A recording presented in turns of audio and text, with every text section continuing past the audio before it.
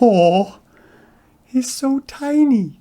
Hi there everyone. Today we are going to be taking a look at probably the cutest little drone that ever did drone, the brand new Beta FPV Air 65. In this video, I'm going to be taking you through all of the features and components of this little drone on the bench. We're going to be taking it for a fly, and I'm going to be giving you my thoughts and recommendations on the Betaflight tune and on the drone overall. It's a lot to cover in one video, so let's not waste any more time. Let's dive right into it. If at any point during this video you want to check out the pricing and availability of this little guy, then all the links you need are down in the video description. And if you click on them, you can listen to me finish this review while you check out all that information. If you love all things Tiny Whoops, make sure you like and subscribe to the channel because I'm going to be testing out a whole bunch of different Tiny Whoop motors and props over the next few weeks to find the ultimate drivetrain for your next Tiny Whoop DIY build. You don't want to miss out. Hit that like and subscribe button. All right, let's start by taking a look at this little guy on the bench. And the Air 65 shares the same injection molded plastic frame and prop guards as the Meteor 65, but it does have a different canopy. The Air 65 has this smaller, lighter weight canopy. It's got a little hole for the VTX whip antenna, and it's got these 4 holes here to adjust the camera up tilt. So if you move this screw forward, that'll pull the canopy back and you can get higher up tilt. The Air 65 has a new all-in-one flight controller from Beta FPV. This is their Air G4 4-in-1, and it's got everything you would expect. It's got a G4 processor. It's got BlueJay on the ESC, so you can use bidirectional D-Shot, and it's got a built-in 400 milliwatt video transmitter on the board.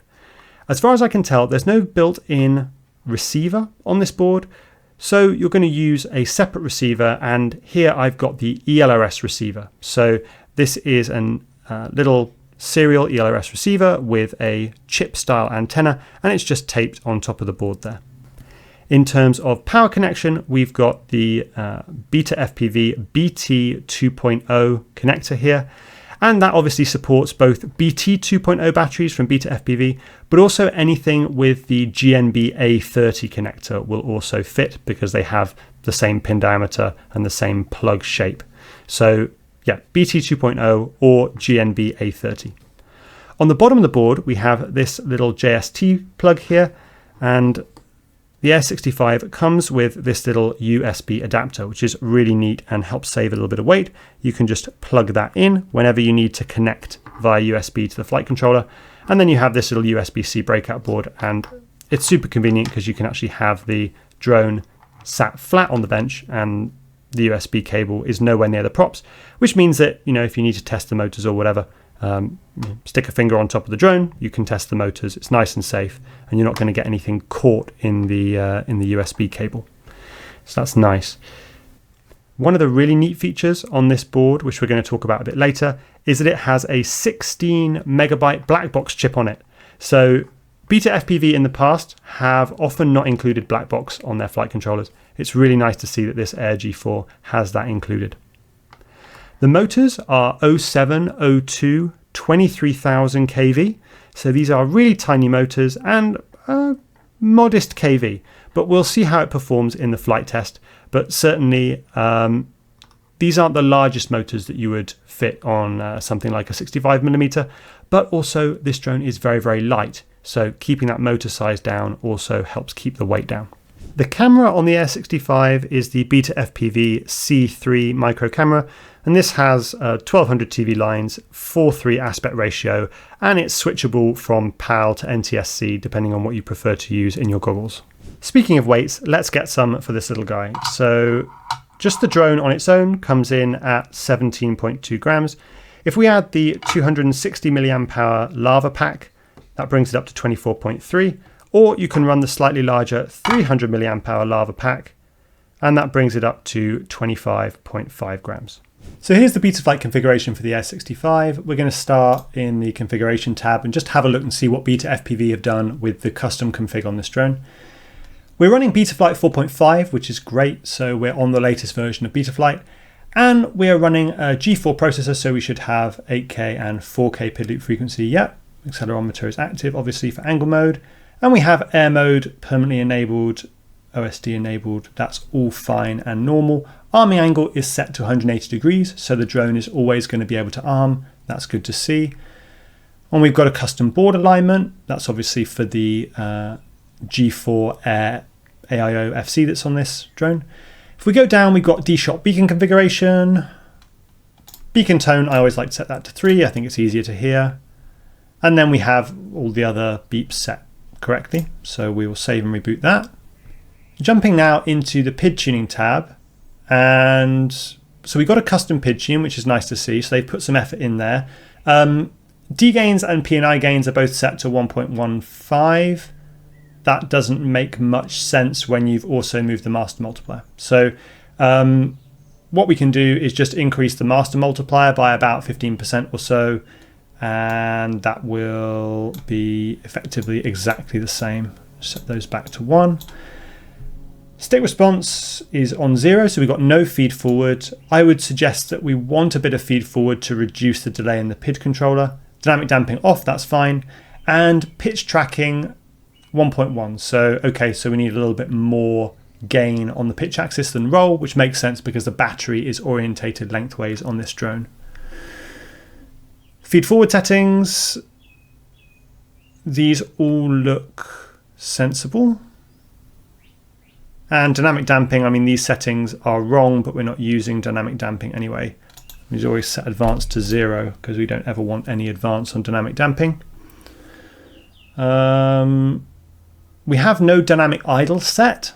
I would definitely want to set a dynamic idle for any small drone. It does help with prop wash, particularly if you're flying fast in acro mode. So I'm going to set that to 50 to begin with, and we'll see how that goes. For these really tiny drones, sometimes you need more dynamic idle, but 50 should be absolutely fine to begin with. And everything else looks totally sensible, which is really nice to see. Okay, jumping into the receiver tab, that's obviously all set up for Express LRS and is correct and working. We don't have any telemetry coming back from the drone, so we should probably enable that so that we can get battery voltage back from the drone to the radio. We jump into modes. These are just my custom modes. And motors, we have bidirectional D-Shot enabled. Fantastic. And dynamic idle obviously is now set, and 12 poles on our motors. Black box.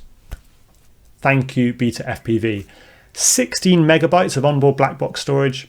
That's just fantastic. That means we can tune the drone, get it working just perfectly. We don't have to use an OpenLog or anything like that. It's all built in. For too long, Beta FPV flight controllers have not had black box, and I'm really glad to see that they do now. So that's really, really great. And 16 meg is a lot as well for a tiny whoop. Normally you only get 8 meg, so 16 meg is great to see. And I think that pretty much covers all of the Betaflight configuration. So I've just got back from flying the Air 65 around the flat, as you can probably tell from the goggle marks on my face. And I flew it with the 260 mAh and the 300 mAh Beta FPV Lava 1S batteries. I got about 4 minutes of flight time cruising in angle mode with the 260 mAh, and that went up to 5 minutes of flight time cruising in angle mode with the 300 mAh. In terms of how the drone felt to fly, the tune was really good. I didn't notice any strangenesses with how the drone was behaving, and it flew really well both in angle and acro mode. With the 300 mAh pack, the drone was a little bit calmer, a little bit more sedate, a bit easier to control flying through tight gaps. But when I switched to the 260 mAh pack, I noticed that the drone was noticeably quicker to respond, faster to accelerate, faster to change direction because that battery is just that much lighter. And I also found actually it was a little bit more difficult to control the drone flying under objects and flying through tight gaps because it was more responsive. And I think I might benefit from a little bit of throttle expo when I'm using that lighter 260 mAh pack so that I have a bit more low throttle control. I didn't need that at all with the 300 mAh. In terms of the camera picture from the drone is really nice. The camera copes with changing light levels reasonably well. It doesn't stay overexposed for too long. It changes its exposure nice and quickly. And I didn't have any trouble flying from darker areas of the flat into lighter areas of the flat with the camera kind of compensating for that change in light level. The drone was set to 25 milliwatts output power on the VTX, and that was absolutely fine. I didn't notice any dropouts or anything. I think going up to 200 or even 400 milliwatts output power is only really necessary if you're flying longer distances, you want to fly behind walls or fly outdoors. I saw a little bit of the occasional white flash from Wi-Fi, but it was totally fine, totally flyable, and the picture from the camera was lovely. Now let's take a look at the configuration in Betaflight, the tune on the drone, and see if there isn't anything we can do to improve it even further. Now I know that Beta FPV have put a custom PID tune on this drone, but their tune isn't perfect, it's a little conservative in some areas. So I wanted to give you my tune for the Air 65, and I'm also going to upload this as a preset so that you can apply this directly from Betaflight Configurator in the presets tab. Looking first at the filters, the main change that I made here is just to raise the cutoff for Gyro Low Pass 2 up to 1000 Hz. So we want just Gyro Low Pass 2 enabled because we're running a 4K PID loop, so we need an anti-aliasing filter, and Gyro Low Pass 2 is that filter. So we're going to raise that to a cutoff of 1000 Hz and a PT1 filter type. For the RPM filters, because these motors are spinning so fast, you don't need 3 notches for this little drone. Just a single RPM filter is going to do everything that you need it to do. So just go ahead and set that to 1. And then we are going to need the dynamic notch filter because there is a nasty frame resonance at about 200 Hz that we need to take care of. And so we just need a single notch here with a 500 Q factor and between 120 and 500 Hz for the frequencies. That all works perfectly fine. Once you've got all those set, you don't need to change the D-term low pass filtering, that's fine. And the yaw low pass filter is also fine to leave enabled. Once you've got all that set, you can hit save, and then we'll move on to the PIDs. So the PID profile settings are in this tab. And the main changes that we're going to make here is we're going to set damping gains to 1 and slightly increase the P&I gains to 1.3 to get a bit of a faster, snappier response because the drone was a little bit undertuned with the P&I gains down at 1.15. Stick response gains I've moved up to 1 just so we get a little bit of feed forward to improve the responsiveness of the drone.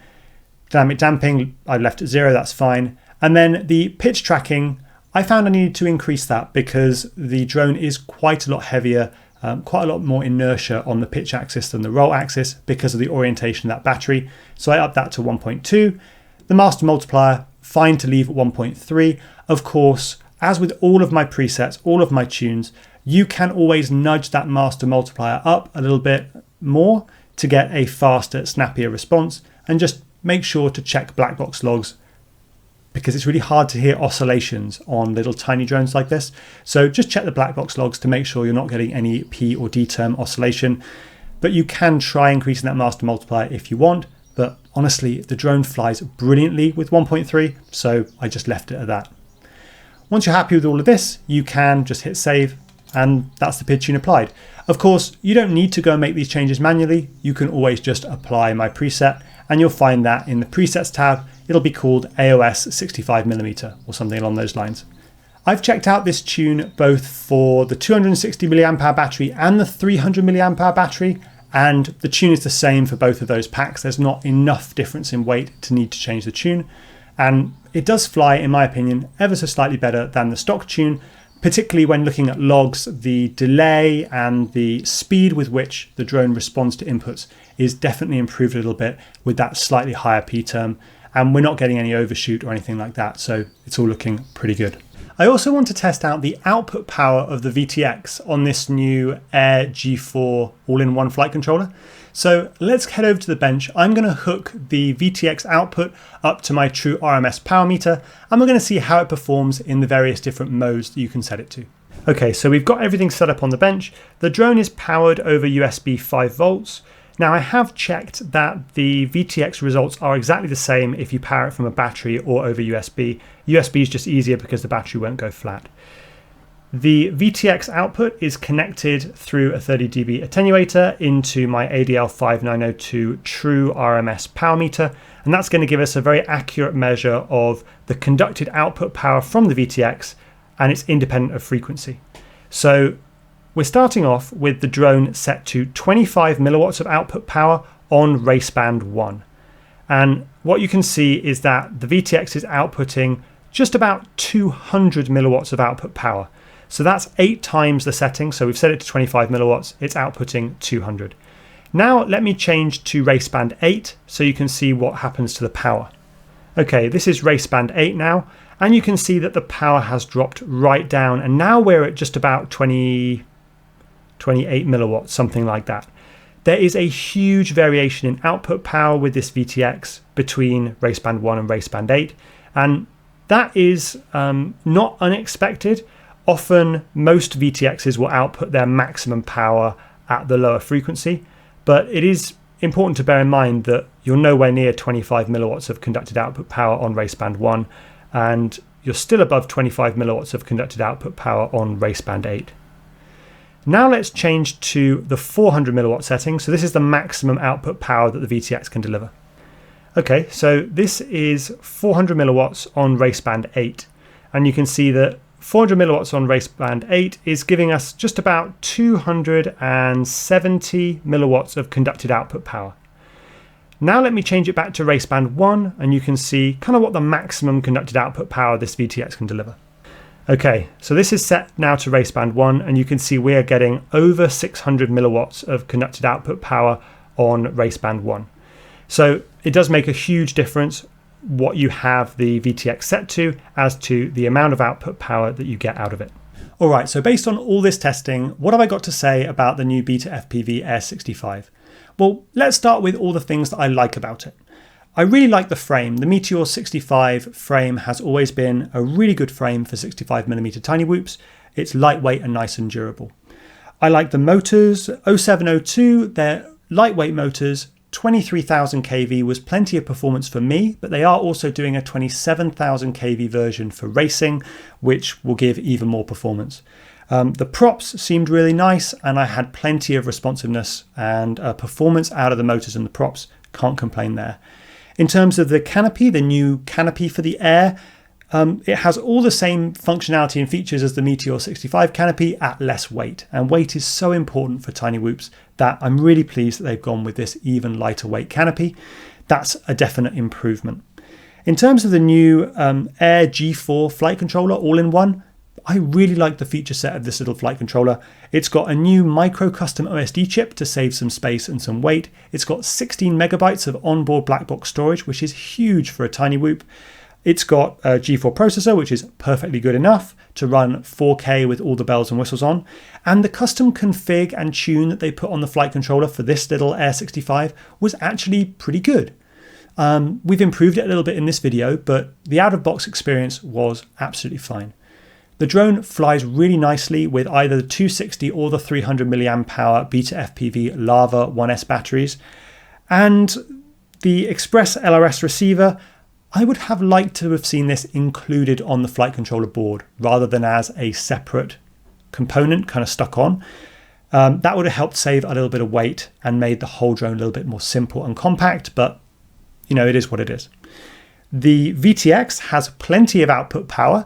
It has a big range of output power, sometimes a little bit different from what the setting is, but okay, it's not calibrated or trimmed or anything like that, but it's performing okay, and you're getting heaps of output power on Raceband 1, and overall the output power is very acceptable. In terms of the camera, the C3 Beta FPV camera is really nice. It's got a nice image, the colors are okay, and its ability to compensate for changing light levels is pretty good. Overall, the image from the camera is pretty nice. It's pretty respectable given that it's a nano size camera, and tiny cameras do often struggle to get quite the same clarity and definition that you get from a larger camera, but this is really good for a nano camera. I'm totally happy with it. And the little whip antenna for the VTX, nice and lightweight. It's really good. So yeah, there's not really much to fault about this drone. Who's it going to be right for? Well, it's going to be right for a first drone for someone. Never flown FPV before, want to get into FPV, want something small, lightweight, cheap, not too intimidating. This fits the bill. It flies really nicely. You can fly acro with it as well as angle. And it's got all of the features on there that you're going to want to learn how to use, like black box and logging and all of that stuff. So you can get into FPV very easily with this little drone for not too much money. It's also going to be perfect for someone as just a fire and forget tiny whoop. You're an experienced pilot. You could build your own, or maybe you just buy something that works really nicely out of the box. This is that drone. It works beautifully out of the box, and it's got all of the features that you're going to expect to see based on your experience with larger drones. So yeah, it's really pretty close to a slam dunk from Beta FPV. The only thing that I can find to say is let's get the ELRS receiver on the board next time, just to get that weight down even more and make it even more kind of monolithic and integrated. But I mean, if that's the only thing that I can find. Oh, and if you don't fly ELRS, you can buy plug and play and put your own receiver on there. I mean, that is a benefit. So I can't knock them for it, really. Lovely little drone. Everything you need if you want to pick this drone up is down in the video description. All the links are affiliate links, which means that if you click through and you make a purchase, the retailer that you buy from will make a donation on your behalf to support the channel. It really helps me out, and it won't cost you a penny. So it doesn't cost you anything. It's the retailer that makes the donation to me on your behalf. So it's win-win. It's free for you, and it helps me make more videos like this. Thank you so much for watching. Hope you loved the video, and I'll see you in the next one. Happy flying.